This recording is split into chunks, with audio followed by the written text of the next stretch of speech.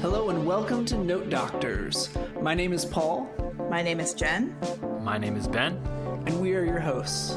We are all university music theory instructors who are passionate about music theory and music theory instruction. In this podcast, we will be talking about all things theory with some of the best music theory teachers in the country. If you want to know more about music theory and the most effective and innovative ways to teach it, this is the podcast for you.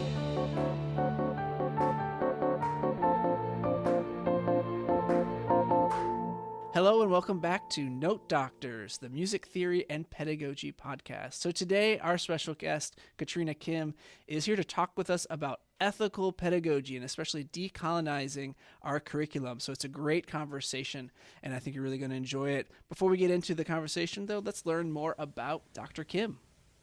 Catrina S Kim is currently Assistant Professor of Music Theory at UMass Amherst, a position she began in September of 2023. Immediately before beginning at UMass, she taught at the University of North Carolina at Greensboro.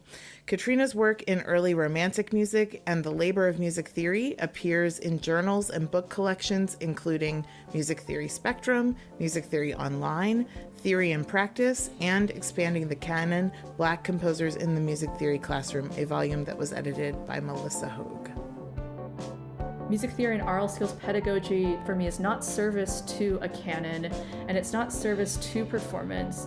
I think it's about helping and serving students to grow skills that will enable them to connect better to one another as musicians and as humans, and to give them practice thinking about what it means to work with one another and to work towards better futures for themselves and their peers. Catrina, we are so happy to have you on the podcast to talk about your work in dealing with antiracist and decolonializing our curriculum, which is, I think, a lot of folks in the music theory world are interested in this type of work and are looking for resources, and you have a lot of great ideas, and we're excited to talk with you about those. Before we get into that, though, we always like to ask our guests a little bit about how they got into music theory. Was this always a dream to be teaching voice leading to a bunch of sleepy 18-year-olds at 8 a.m. on a Monday, Wednesday? Or was there something else that led you down this path? Yeah, thanks for that question, and thanks to all three of you for extending the invitation. It's really great to be here, and I've been looking forward to this conversation for a while. Absolutely not. I did not grow up thinking I was going to be teaching voice leading to a bunch of sleepy undergraduate students. My family has some amateur musicians, but not many, and nobody's a professional musician.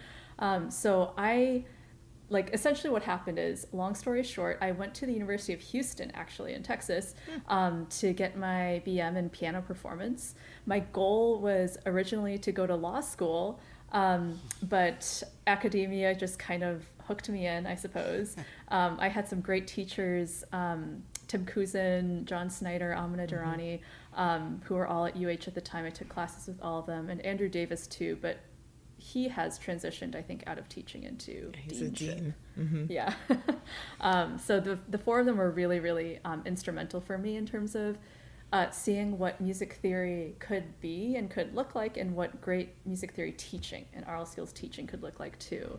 And there was a fifth person, Susan Collins. She was a political theorist, not a music theorist, but she's kind of maybe the main one who convinced me that going down the law school path might not be what I thought it was.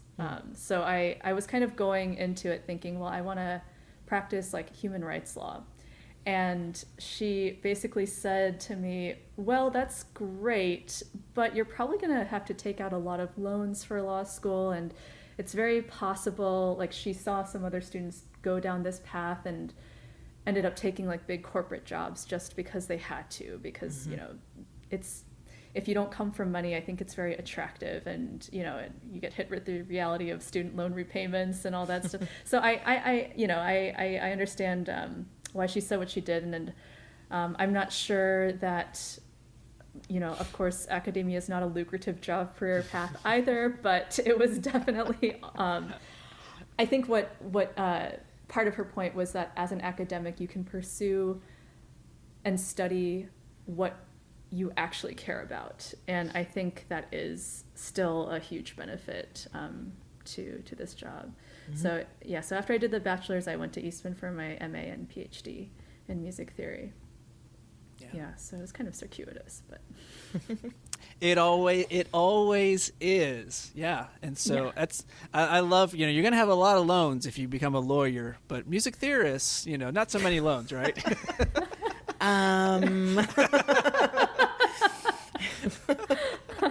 We'll not talk about that. But we're really excited to talk with you about your work, your recent work in ethical teaching, and as you described your background and your interest in social justice and things like that, it seems like you've been able to kind of weave those interests that you had as a student into your current research now, just within like a music theory setting, right? And so this article that we were kind of talking about is from the journal Theory and Practice, volume 46, the title of it. So for listeners who want to pause and read it now and then listen to the conversation after you've read it, is called Issues in Teaching Music Theory Ethically, Reframing University Directives of Antiracist and Decolonialized Curricula. And so I found it fascinating how you started this kind of conversation on how universities focus on care. And I think any of us in academia kind of have that care in air quotes, or there's this little wink like the university cares, or at my current university the slogan is we're a campus with a heart. And I think the faculty and students care, but as an institution, does our institution really have a heart? And so what led you down this path as far as getting into this conversation? Yeah, it's such a great question, and it definitely wasn't like something I had originally planned. So this, the genesis of this article, you may know, is it kind of came out of the Mitzness Music Theory Society of New York State keynote address in summer 2020. It was virtual. And they invited Clifton Boyd, Lissa Reed, and myself to speak and share that slot. And Elia Hisama was the moderator, essentially, for that slot. And then the Theory and Practice article sort of came out of that. And I got an invitation. I think Jason Hooper and maybe Charity Lofthouse, I think, were involved in some way in making that happen. And then they invited a bunch of other articles too that were related in topic to our keynote address. So it definitely wasn't my plan, but it was really shaped by my experiences in 2020, especially that first academic year, 2020, 2021. So before coming to UMass, I taught at UNCG for 3 years, and it was a tenure track position. I started that job in August 2020. And so my time there was really profoundly shaped by the pandemic and academia's responses to the pandemic. If I remember correctly, I mostly wrote that article in 2021. So this stuff was really on my mind. I think it's safe to say that starting any academic job at any time is going to be an adjustment. And for me, it felt like a breakneck pace, and it felt like absurdly high and yet vague expectations. And the teaching workload felt very difficult too. And that was, I'm sure, partly due to the fact that I taught all of those classes that year on Zoom. And it wasn't just me, of course. Many of my colleagues, and maybe you all feel this way too, like just feeling overworked and stressed and anxious, much more than their years or even decades sometimes of teaching prior to that point. And I think my students also felt more stress and anxiety than usual. So at the same time, I was also like constantly hearing from my administration and from other colleges that these places, these universities, like care about their employees, staff, and especially students during this crisis, and that B, faculty, staff, and students all need to care more for each other. Like that we all need to step it up or something. So I agree, of course, that it's important to care for each other. I think that's great. I think that's beautiful. But from my perspective, it seemed like what was really happening was that faculty were being asked to dramatically increase their workloads with fewer resources. and it was being framed not as working beyond our resources or as burning ourselves out, but as care or grace or all these other pretty words for how much we love our students and how much this is a passion for us. So it felt like a disingenuous way of making faculty feel good about the extra work we were doing. So like more to the point, maybe it was like the way that this banner of caring work or care work was tied for me, in my experience of rethinking curriculum, because of course for us as music theorists and music theory teachers, 2020, like 2019, 2020 was an important year for us disciplinarily, like as a society for so many reasons. After the plenary session in 2019 at SMT, for example. And so all of this was happening at the same time. And this work I was hearing around me being construed as a form of care also. But I searched and I could not find a reason for the university to want a decolonized curriculum for ethical reasons or for reasons that they cared about their students, because the university itself gains no advantage from like feeling love towards its students. It does gain an advantage by making student, staff, and faculty buy into that and buy into the rhetoric, and by making faculty and staff want to work harder and maybe make its programs more attractive to more students to enroll more of them.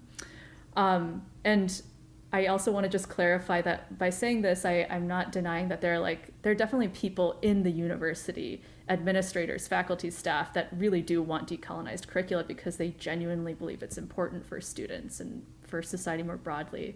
I really actually do believe that about my former dean and a lot of my former colleagues, that they're doing this work out of genuine care and not just a desire to increase enrollments. But what I'm trying to, I guess, make a distinction between is the university's need to self-perpetuate versus the university's employees, who are human beings. And I think employees sometimes identify their self-interests with the university's interests. And I think I just want to remember and remind folks that these interests don't always fully align, even though they often do, I think.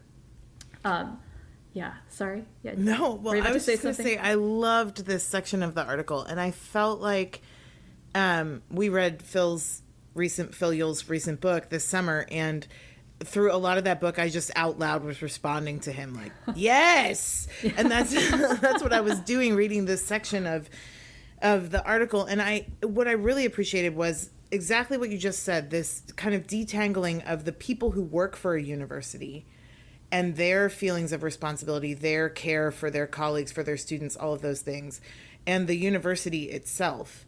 You're exactly right that often the language, and especially it ticked up a lot during COVID, and I think that's the first time that I really kind of reframed all of that for myself. I work at a religious institution, so there's lots of language about like family. We're family here. Like, this is our home. We genuinely love each other. And I could not love my colleagues more. They're wonderful human beings, and I wouldn't want to work with anybody else. I do love them, and it does feel like a work family oftentimes. And I love my students dearly. But during COVID, there were many times where I was like, we are not family. And the university can't take care of me. Only I can take care of me. That's not even really its purpose or its job. So trying to kind of equate like my relationship with my university with family is not actually very healthy in a lot of ways. I think, and I loved what you said, because it sort of, it detangles those things, right? It's like the president of my university might legitimately, truly care about me and want what's best for me, but that's not the same as him running my university to operate and continue to operate at its highest like level of income, essentially. So I think it like, on the one hand, you point out this level of care that's required and how taxing that can be, and how we don't have a lot of space always in our lives for care, so to speak, or that space is not made in our workplaces for care, even though we are expected to do it. But then on the other hand, you're freeing us from this idea of like, well, people who are administrators don't care about us. It's not the people, it's that the institution cannot care. It doesn't have the capability to do that. So I loved that you opened this article in this way. I thought it was really great. Thanks. And thanks for that. Really, it's so interesting to hear about this family metaphor as well. It's just, it's really great to, it's not great, but it's interesting. And I'm grateful to hear about that experience sort of resonating with this concept of care. So that kind of care idea, I think, connected to like the curriculum work. I think that was part of the reason too. It was kind of that framing that I felt was kind of troubling to me. And if I can give one example, I remember a colleague who I otherwise really adore, mentioning how schools were actually having trouble, like public schools, K through 12 schools, were having trouble finding music teachers, probably partly because of COVID, but also partly because of the low pay for teachers in this specific state, and that this was a great opportunity to recruit more students of color, first-generation students, and poor students, and diversify our school, our enrollments. And this seemed just so twisted to me. Just this idea that there are all these jobs with terrible working conditions, so much so that students are fleeing them. And so this is our opportunity to get a more diverse student body by recruiting like a more diverse group of students to these jobs that are no good for them and will burn them out. So, who are we serving with this strategy? And I think this is just an example of like, maybe that slippage there, like, oh, I'm taking care of, who am I taking care of? Oh, I have this one commitment that I have because of my job to recruit for my school. That's just part of my job. And I also have this other genuine desire to diversify our student population. And it kind of came together in this way that just really troubled me. It was kind of like a very thoughtless sort of conflation of those ideas in a way that was really just taking on the eyes or the perspective of the needs of the school. So I guess that was one just example. This is a long way of just saying that it's my experience that, it was the teaching under COVID that made me pause and think I really need to write this section on care and its role in the university employed music theorist's job today and kind of disentangle all of those meanings. Yeah, the whole thing with being a teacher and being underpaid is a real thing. I mean, Ben and our partners, our spouses are both public school teachers, right? Okay. And so you get the thing where you don't do it for the pay. You do it because you love kids. You love teaching, right? Yeah. As if that's a reason why you shouldn't be paid equitably, because you don't do it for the pay, right? I mean, no one goes to a person working on Wall Street is like, oh, I don't do it for the pay. I just love being in the pit and yelling buy, buy, sell, sell. I would do this for free. No, of course not. But you have that assumption that teachers do it for the love, and so therefore they don't have to be paid equitably and things like that. And then you have, these low-paying jobs. We see it with our university. One of our largest universities is social work, but that also has a high.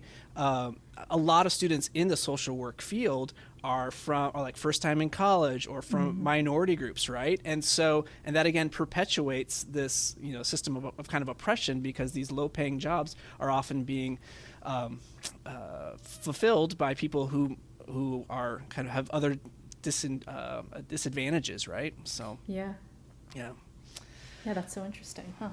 Yeah. So let's get back to, all right, enough venting about public school. All right. Sorry. This isn't the Sean Powell episode. All right. So well, we're talking about, developing that curriculum that is truly anti-racist. And as I circled and underlined so many of your sentences because I thought they were so beautifully written. And I love this one. I'm just going to read it. But anti-oppression work is the only ethical response to injustice. It is hope work. It is love work. It is community work. And it is a genuine form of care work that is soul-giving and fulfilling. That's just beautiful. And I think as you get into it and thinking about like how do you do that, you address all these kind of what ifs. And I think that's one of the challenges for us who think, yes, this kind of work is care work and it is genuine and it's important. But then we have, but what if, how do I, rethink my curriculum? Do I have the capabilities for this? All these things. But you kind of open with these like, what if it was possible, basically? So can you talk about maybe some of those what ifs and being open to just the possibilities before just kind of shutting them down because they may not be practical or we may not have the imagination yet to conceive of a solution? Thanks. I really appreciate that. And the what if section was really inspired by, I think I may have said this in the article, that by David Chavanis and Maria Ryan's manifesto on decolonizing the music survey. I'm actually not sure if I'm pronouncing his last name correctly right now. So it's Chavannes. So it was inspired partly by that, and then also Eve Tuck's essay, Biting the University That Feeds Us. So having kind of to your point, Paul, having witnessed and been a part of conversations about curriculum change at several music departments or schools at this point, it sometimes does shock me how unimaginative we can be about curricula and about the issue of what our students really need. And I think it's kind of shocking partly because these like profoundly unimaginative statements come from faculty who are otherwise brilliant, like brilliantly creative thinker artists. And sometimes, and then like, to be honest, I kind of reflect and I think, well, sometimes I shock myself by how profoundly stuck I am in my habits of thinking too. So I don't know, it's like I guess a human thing.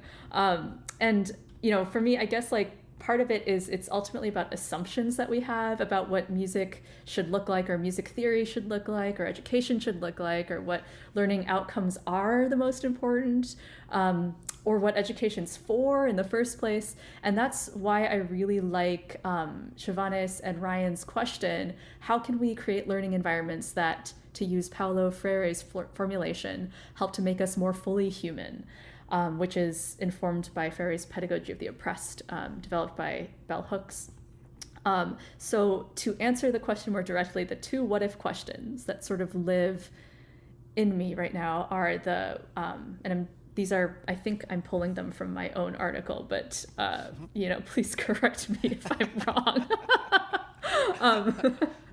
So the pair, the first one being, what if we reimagine what music theory teaching can be rather than limit ourselves to what it currently is in the name of being practical? And second, what if it's not just for the sake of our students, but for our own sake too? And that second question here, like that one I find kind of interesting because I don't know exactly how to put it, but sometimes when faculty talk about, their own sort of working lives or conditions or caring for themselves, I've often been met by people both within the university and just in broader society with this sort of like, well, what are you talking about? Like, you should just be concerned about the students. And, aren't you a teacher? Like, teachers are supposed to just care about their students, not themselves. And it's just it's interesting how pervasive this attitude is. I don't know. I mean, it connects to all of our earlier discussions about how poorly teachers are paid. But and anyway, to gender too. It's a very gendered, because teaching is often, especially in the U.S., is often a very female-dominated field, and therefore, like, you should do all these things because you're naturally nurturing and you naturally care about these other people, and how you are functioning is not really as important as how these children who are in your care are functioning, right? So a lot of it's gendered too. Absolutely. Couldn't agree with you more. Yeah. And these questions sort of like continue to resonate for those reasons, just like these pervasive attitudes that are, they're everywhere. And I don't think people sometimes don't even question why they feel this way or think about this nurturing bit or these assumptions about what they think or believe about women. But I mean, the answers also change for me as our students change and as we change. So I asked one of my like formal mentor who was assigned to me at UNCG, she was a musicologist, Elizabeth Keithley. I asked her if teaching prep I was feeling really overwhelmed. So I asked her if it starts to like take less time as you repeat teaching a class many semesters over, or like as you get more experience. And she said like sort of, yeah, some things get quicker, but it still takes her a lot of time to prep because she's always changing things. And I really thought that was really powerful, like that openness and awareness and observation of who your students are and how they're changing and how the world is changing is so crucial for educators. So I think for that reason, I think the answer to these what if questions has to change like every, with every round of students, right? So right now, my inclination is to kind of think about, reword that question a bit and ask, like, what if we reimagine what practical music theory teaching means, or what that can be? I sometimes hear that practical teaching is about treating our students like professionals, and that a practical music education is one that gives them the experience of a professional musician's life. So like full of practice or full of rehearsals, maybe traveling, meeting deadlines, doing a million things at once, prioritizing high performance standards above everything else, sacrificing like even sleep and meals and physical health. And I think that's just like really profoundly sad and limiting. And partly because, not all of our students are going to be performing musicians primarily.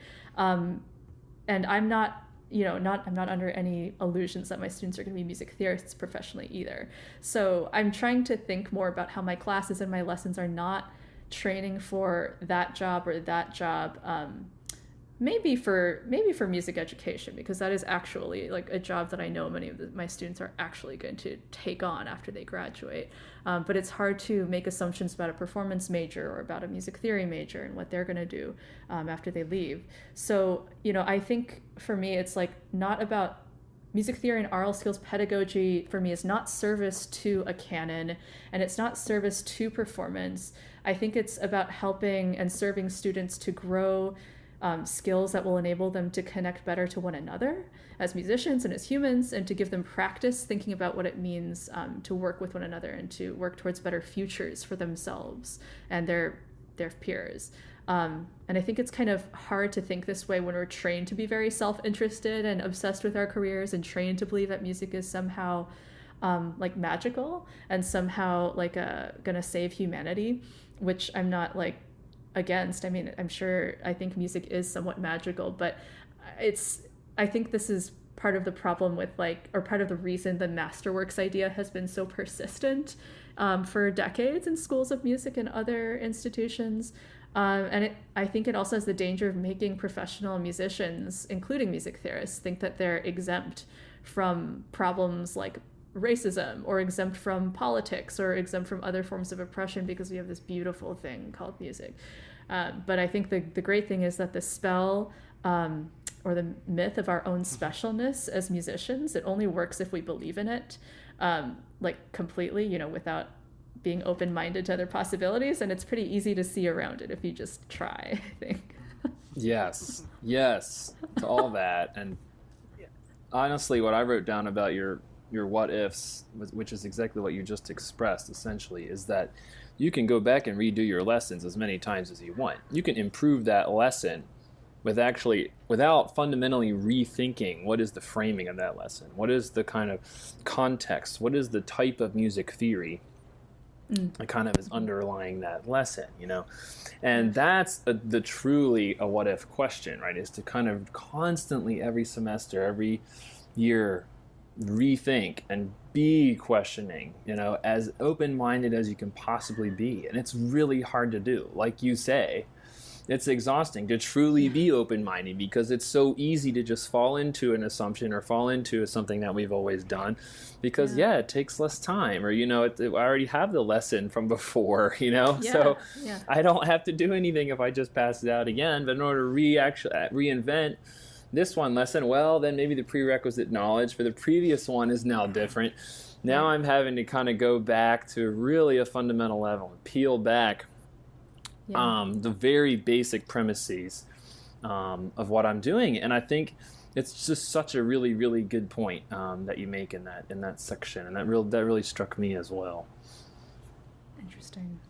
That's really interesting, and it kind of makes me think, maybe I sort of had have a sort of advantage, maybe, in a sense. I wonder, like, my relative fewer years of teaching experience compared to some folks, like, means that, you know, I think to some extent, like, yes, like I use old lesson plans from like graduate school and other, you know, colleagues I've worked with and stuff, but I think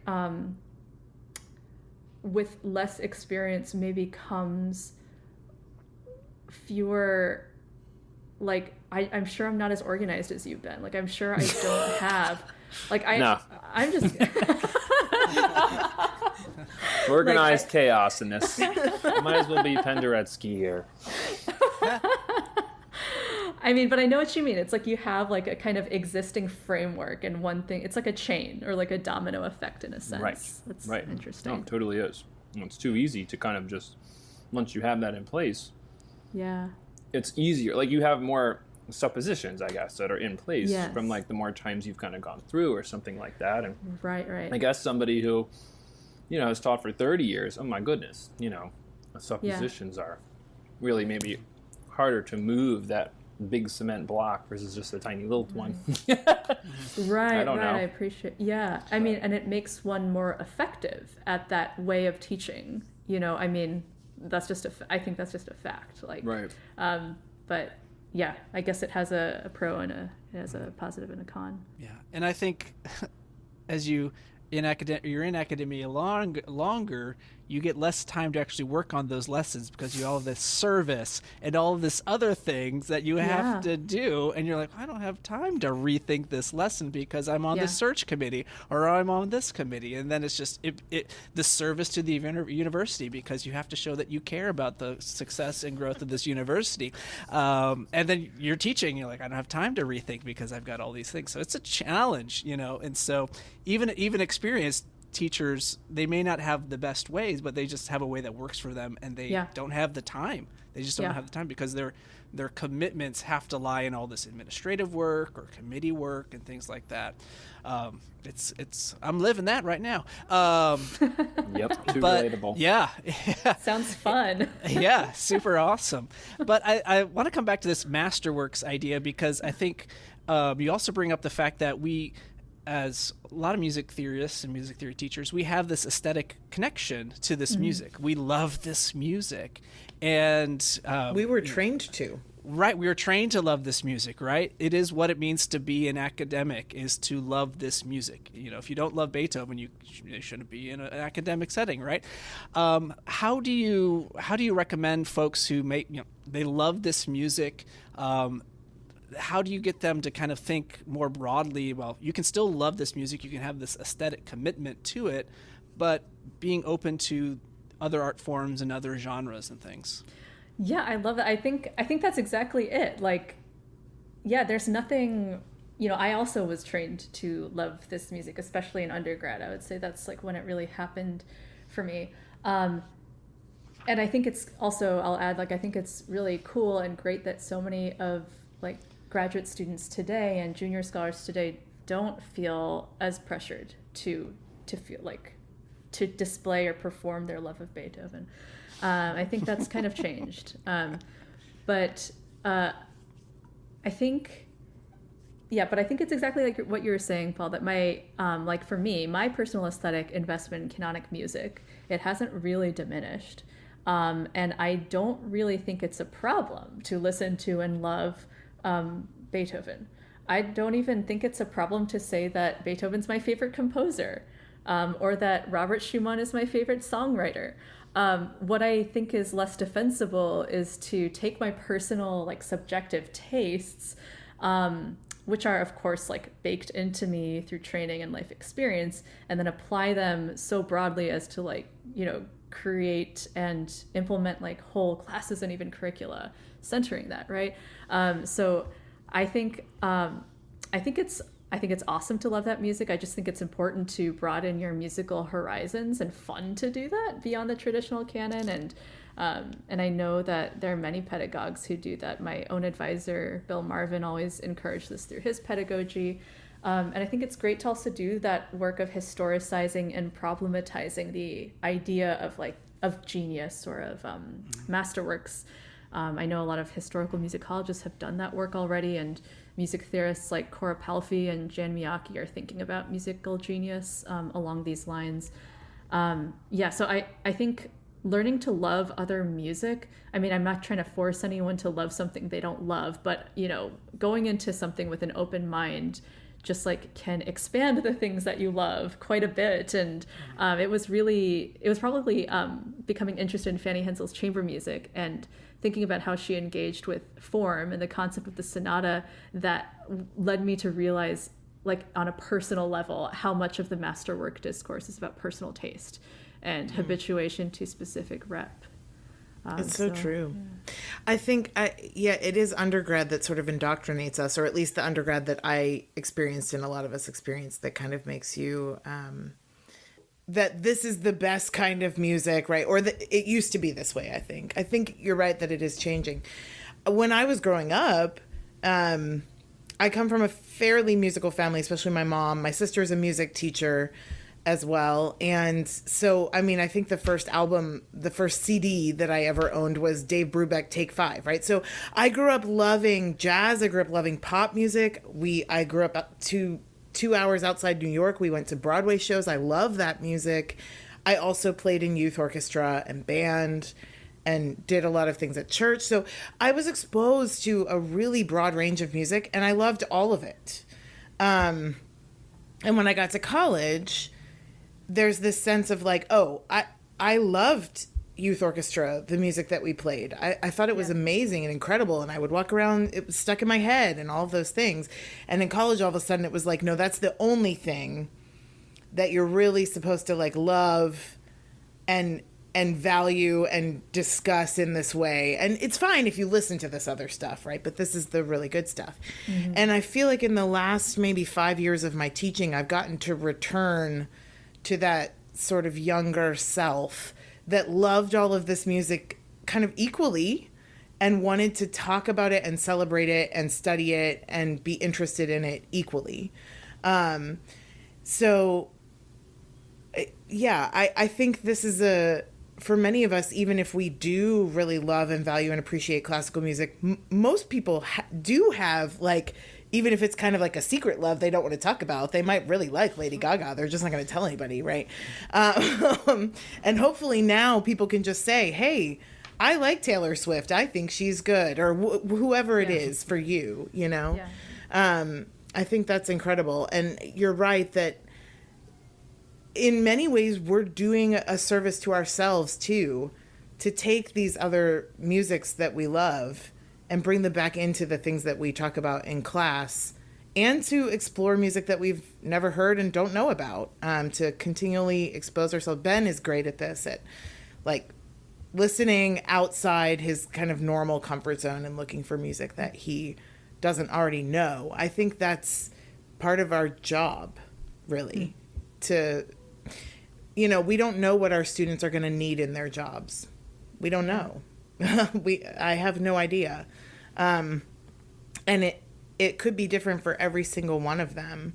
Right. So this notion of training them to be like more fully human, that class is a space where you become more fully human, more fully yourself, a better musician, and less about how can I make sure that when you leave here, if you're in a recording studio, you can do X, Y, and Z, right? I think that's a much better and more fulfilling approach to doing what we do. Yeah, well, this is made me think a while ago, like, how many of our students even are in music after 5 years of graduation? Like, that's an uncomfortable thing to think about. And is it because their theory or oral skills training wasn't up to snuff? Maybe, probably not, right? But like, I think if our goal is to, help these people become better humans, right? It doesn't matter if they're in music 5 or 10 years, right? Because we're thinking about educating the whole person, right? Which is another like educational thing all the time, like educate the whole person. So can you talk with us about ways that you can have used that kind of way of thinking in your theory classroom, or examples of how, because that can sometimes be hard for us to imagine, like, I teach voice leading, or I teach dictation, how is that helping them become a better person. Yeah, I do. Thanks. This is all really thought provoking. I appreciate the focus here, like being asked something specific, so I can I can answer that. So in terms of like, so I do feel like job training is one objective of college, but like you were saying, Jenn and Paul, like, our students are doing so many different things once they leave college, and I think that's just increasingly true. It's hard to, I don't know if it's possible to really say that the music degree should look like what it did, 10 years ago, necessarily. But I think there's a lot of, lessons to learn outside of jobs. And I think one important experience I've had is to retrain myself to not just reflexively think about all the learning outcomes and how they would connect to jobs. And not also in service of just musical performance and classical music performance or jazz music performance, the degrees that have been prominent at the schools I've taught at.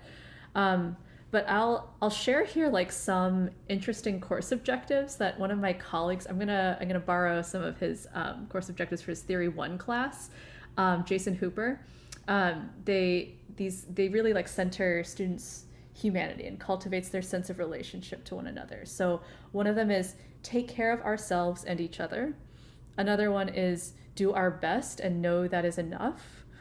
Another one is embrace diverse musical cultures and perspectives. And another is share what we have learned.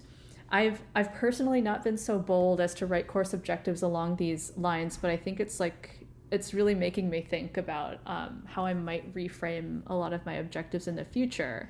Voice leading is definitely something that I still teach for sure in a lot of my classes, especially right now. I'm teaching a Theory 3 class that's like, it's kind of conceived right now at UMass as the main like classical focused semester. So we're doing voice leading in that class. But I do think that the focus on voice leading can take up in a lot of real estate in the curriculum, and in a way that may be counterproductive. I don't know. I think it depends on the goals of the students. I'm not trying to make any kind of grand claims here, but I think it's not necessarily, I don't know that we necessarily need to have entire 4-semester curricula that are focused on voice leading for everyone. But I think these kinds of objectives allow the theory class to look beyond the kinds of activities. And right now I'm thinking of Tim Chinette's article on what are the truly aural skills, and like how he was saying that a lot of theory and aural skills classes really focus on activities and not real learning objectives. And I'm thinking about how Jason's learning objectives are real learning objectives about what the class should do on a kind of broader scale. I've also kind of done a little bit with ungrading the last couple of years. Is that something that any of you have experience with, or?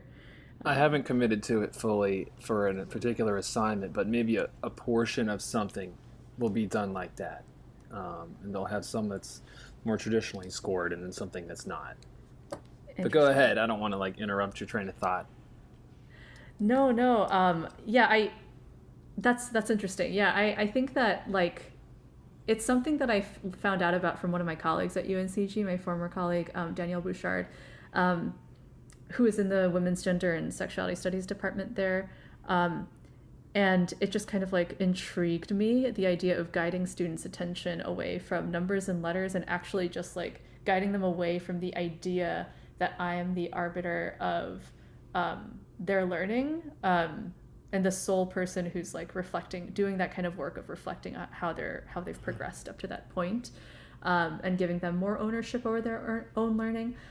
So I've tried this. I guess this is my 3rd semester doing it, and I think what it does for me is it really kind of dramatically opens some space for most students to relate to what they're learning and relating it to their whole lives as people. So I found it very effective actually in my own classes.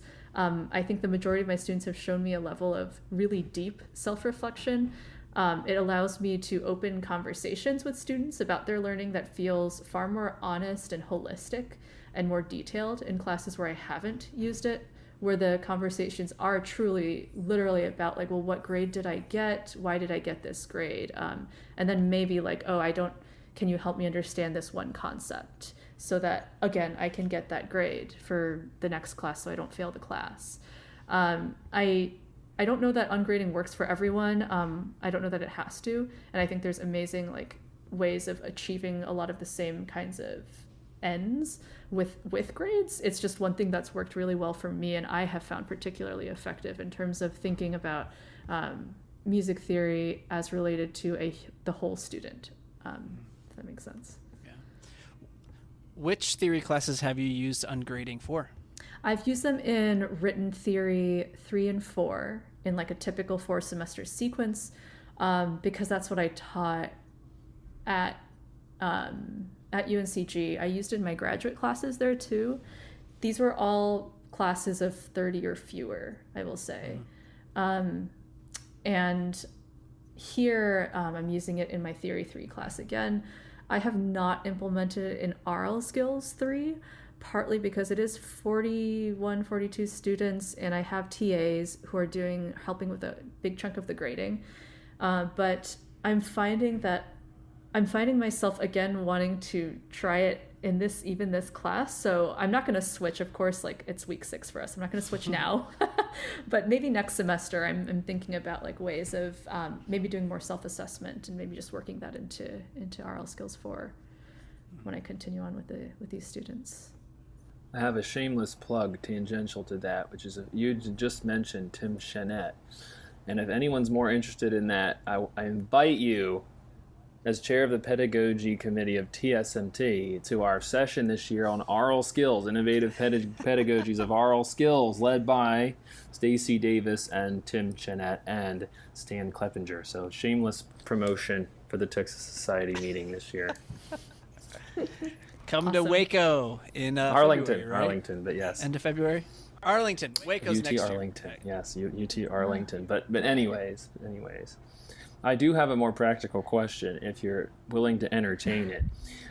It's not necessarily on our same train of thought, though. I'm sorry to derail the train for 1 second, but I've got to figure out an answer to this because you pose a really interesting point in one of your paragraphs about, and I've run into this exact question, so that's why I have to ask you. When you teach, let's say, an excerpt of, let's say, reggae, okay, and it's a Bob Marley tune. I've done some Bob Marley songs or something. I've done steel pan tunes by Lord Kitchener. Talking about biographical or historical context of that particular artist or composer. It could be an ensemble that you want to talk about. And you kind of spend this paragraph on the advantages and the disadvantages. And I have to say, I've gone in, I think, the whole spectrum of like where I've spent way too much time talking about like socio-political, historical context. And then I've also like been at 49 and the class ends at 50 and I'm like, go, okay, bye. You know what I mean? And it's like obviously way too little. So can you just kind of unpack for us a little bit of your perspective? I know you talk about it in the article, but maybe for those who haven't really fully read the article, I thought this section is asks some really interesting questions. How much context should you provide? What kind of context should you provide? And what is kind of a healthy, I guess, balance or a healthy way of doing that you've discovered or that you've done in your teaching? Thanks. That's such an interesting question and very relatable experience that you just shared with us. I think it really just depends so much on the learning like objective of the lesson. And I think, and I guess honestly, how much time you have to spend on it and what share you feel like. And then sometimes students just get really fired up and want to go down a certain, talk about a certain topic for quite a long time. I think there's like so many different ways of engaging non-canonical music, maybe, and then I guess I'm thinking right now about Molly Reed. She has an article in Journal of Music Theory Pedagogy with these models for engaging non-Western music in the music theory classroom, applying, I think, Juliet Hess's 3 models for that. Let me see if I can pull it up here so I get the words right. Musician as tourist, musician as explorer, comparative music's model, explaining how the level of involvement or the level of contextualization can vary dramatically. And I don't know that there is a clear one-size-fits-all answer. And I think it really truly just depends on how you're contextualizing it, like what you're thinking of the things that you want your students to get out of that particular class and how that relates to the larger learning objectives. I think, like, for example, so Guy Capuzzo and I co-taught Theory 3 last year at UNCG. We had to keep the course description that was like in the catalog and on record, but we found really creative ways of making sure students still learned how to write and use secondary chords, but were exposed to and really were thinking about many different or several different musical genres. So we also added learning objectives. We had like stuff like, be able to recognize and spell like secondary chords of all types, stuff like that. But we also added learning objectives like recognize and analyze metrical techniques in multiple musical genres, including popular music and rock music and rap and Andean music. So we ended up like creating, week or week and a half, sometimes 2-week units on several different topics. That did mean that the traditional topics did have to get a little bit cut down. And I think it's kind of up to, how much time are you willing to seed, or what do you think needs to be seeded in your curriculum and what needs to be preserved? We didn't probably spend as much time on voice leading as a more traditional run through that class. But what this approach did was it allowed us as a class to get at the heart of some fundamental like aesthetic or cultural differences that still share some structural musical features that could all be considered in some sense tonal, or that we could describe in terms of similar concepts of phrase, in terms of similar concepts in terms of text or musical function. So students responded really well, I found, to this variety and this comparative lens. And I would also just want to add that I think that even though it might sound as though this is a bit shallow, like in a sense, like we only spent maybe like 1 week per class, and it was shallow. We didn't get to spend a ton of time with everything. I was still really impressed by the sophistication of their analyses and the way that they were able to say really insightful things about structure, like musical structure, musical meaning, and also like context. And I think sometimes folks are nervous, myself included, that what like stepping away from voice leading means less rigor or something, or less like we're not giving our students as much as we could because this is maybe not our expertise, or because we maybe can't delve as deep into one thing or another thing. I think we maybe sell our students a little bit short because they are just remarkably smart people, and I think because of the world that they live in now, have a kind of sophisticated view of the world that is sophisticated to us, maybe is less sophisticated to them. I don't know. I think there is that divide, but I wouldn't sell them short in terms of what they're able to get out of such a class, or the kind of really deep analysis that they're able to do. Yeah, I love that. I think I've asked this question of myself many times, like how much do you say, well, now we're going to look at a piece of music by a woman, right? I mean, you don't, if you're constantly highlighting these things. And one of the things I've done is, I've talked about this a lot on the pod, but I start every class period with in my written theory classes with a song we listen to, and I always have a picture of the performer or composer on the screen, no matter who it is. And I made it a personal goal to get at least halfway into the semester before that person was ever a white man. So I have done that. Nice. But, wow. And we listen to all different genres, styles, whatever, and I put questions there that we talk about.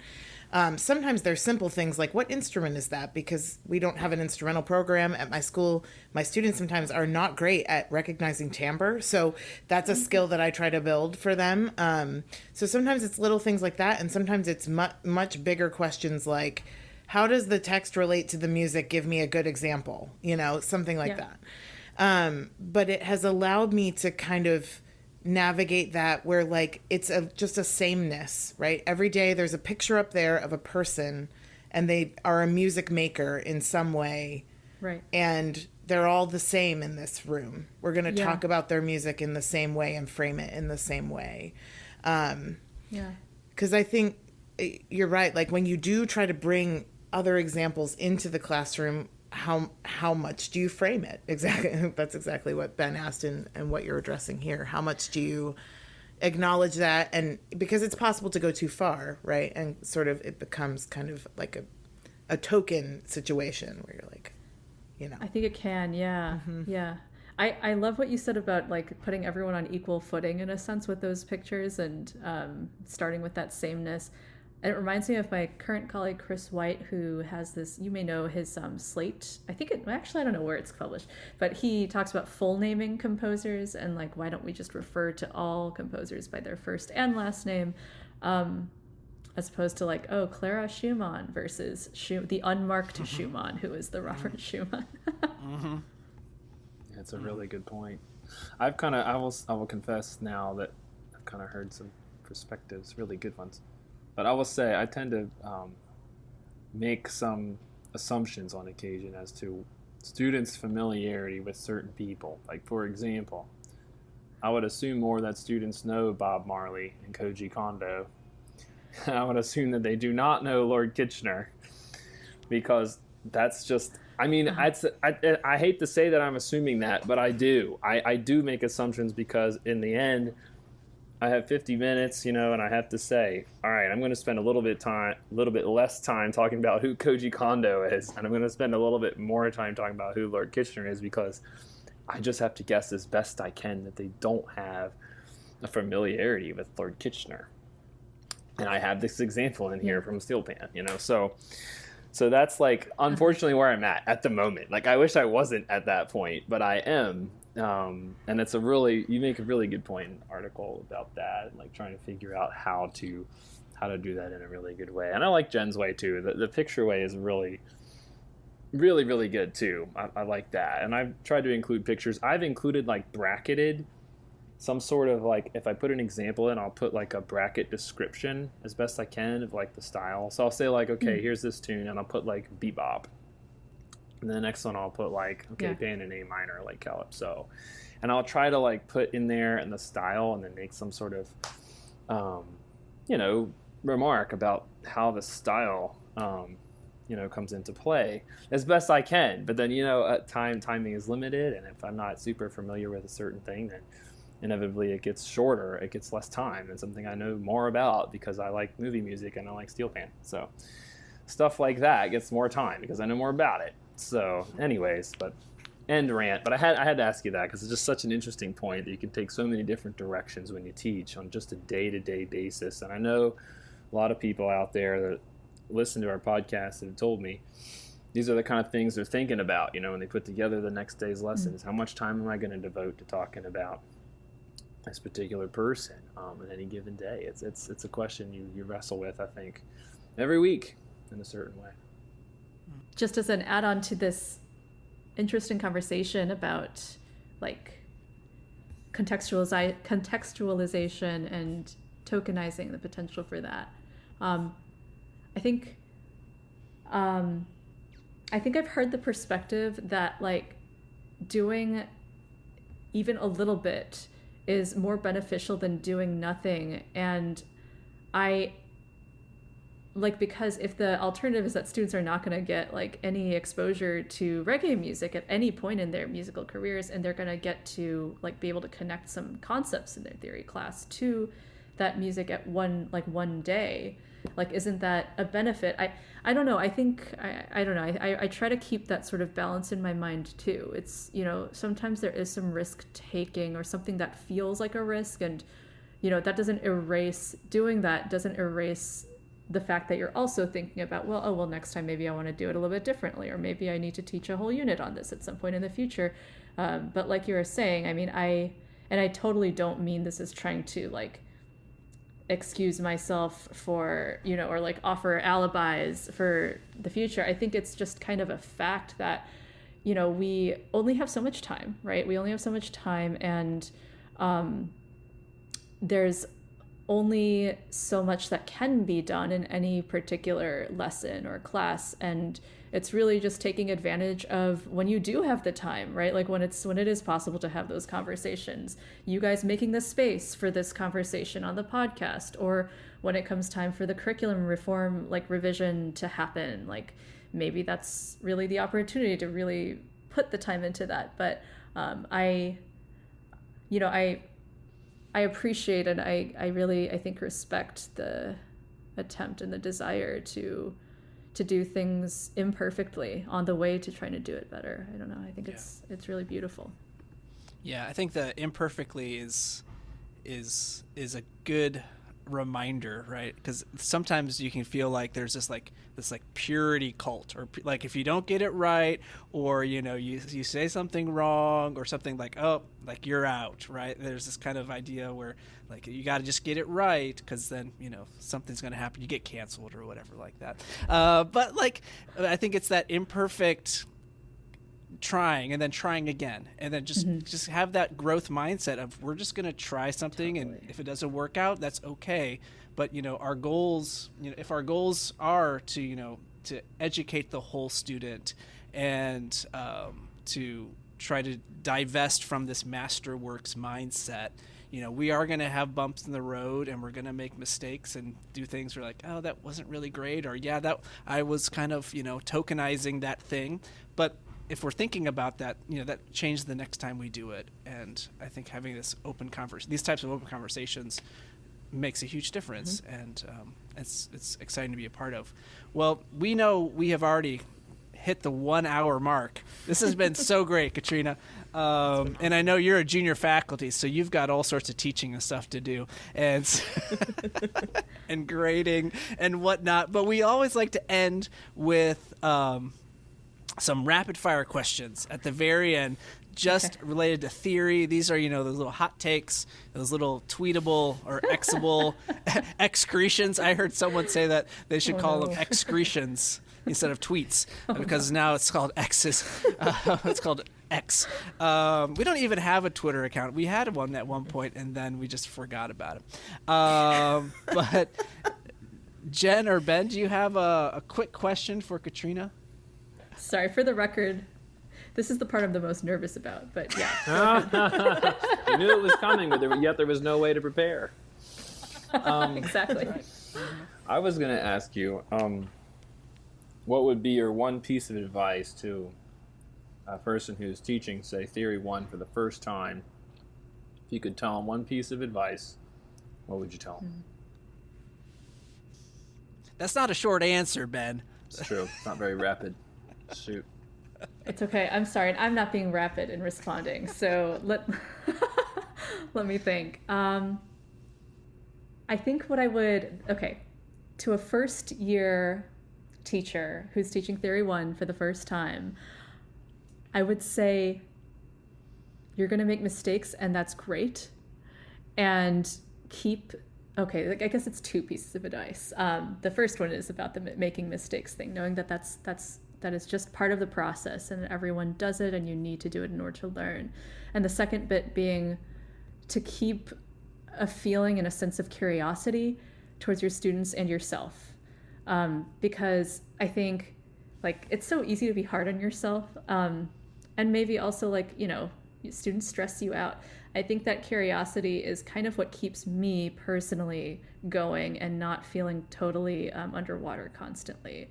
And I think that's just something I would really want to tell, I guess, young people as they're beginning their teaching, and just knowing that it can really, keeping that attitude can keep it really fun and a great learning experience. That's great. Okay, I have one. I can go Okay. next. All right. So this is related to you telling us how you have a background as a pianist, right? My question is, do you struggle with overusing the piano in the classroom? I say that simply because I have a piano background, so I often default to the piano, and which is great because I can read, I can play, I can do other things, but overemphasizing the piano or using that so much can be a detriment to students hearing other sounds. So I was just curious, as someone who's a pianist who can just go to the piano and probably do whatever, have you ever thought about that? Yeah, I think so. Again, this is not rapid. When I was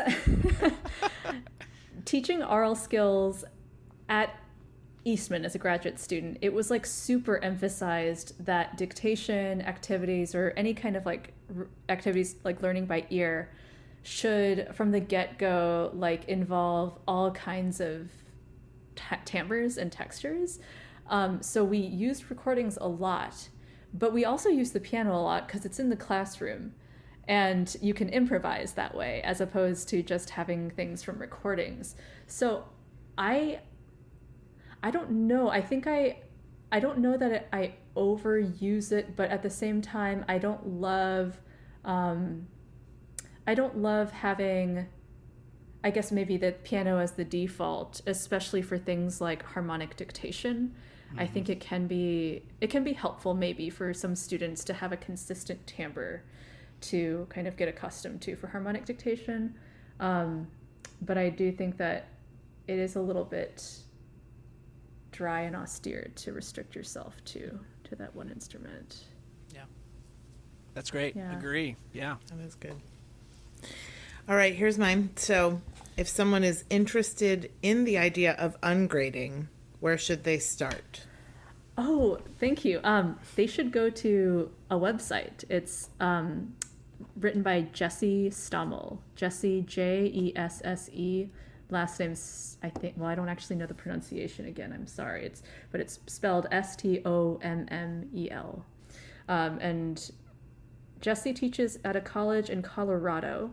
It might be in Denver, but I'm not 100% sure.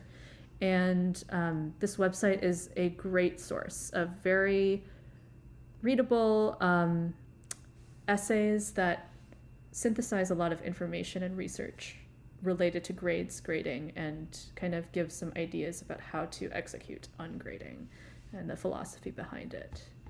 That's great. Yeah. And so as we wrap up, could you let our listeners know a little bit about how they might find you, if you want to be found, of course, and what you have cooking as far as maybe research or other teaching? Sure. So I'm not on social media, but you can find my email address if you just Google my name and probably UMass Amherst in there. So if you want to get in touch, please do. The email is just my first and last name at umass.edu. So Catrina Kim at umass.edu. In terms of research, I'm giving a talk at SMT in Denver on Fanny Hensel's Sonata o Capriccio, which is a really interesting piece from a formal perspective.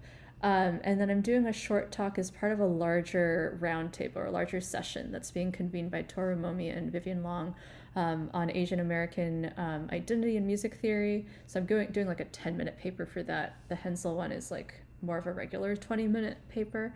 And I am embarking in a new research direction, and it's so I'm very excited about it. I don't want to go on and on about it because it's kind of a very new research direction, but I want to share because in the hopes that maybe it sparks interesting conversation.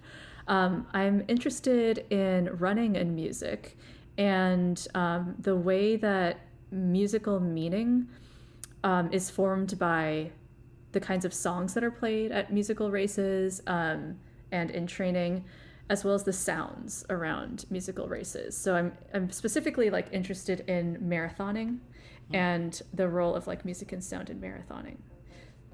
So if you're interested in this topic and you are interested in speaking with me, I would love to talk more. You just made it to the end of another episode of Note Doctors, the music theory and pedagogy podcast. Don't forget to like, subscribe, and review the podcast, and you can always reach us at notedoctorspodcast@gmail.com with comments, questions, or show ideas.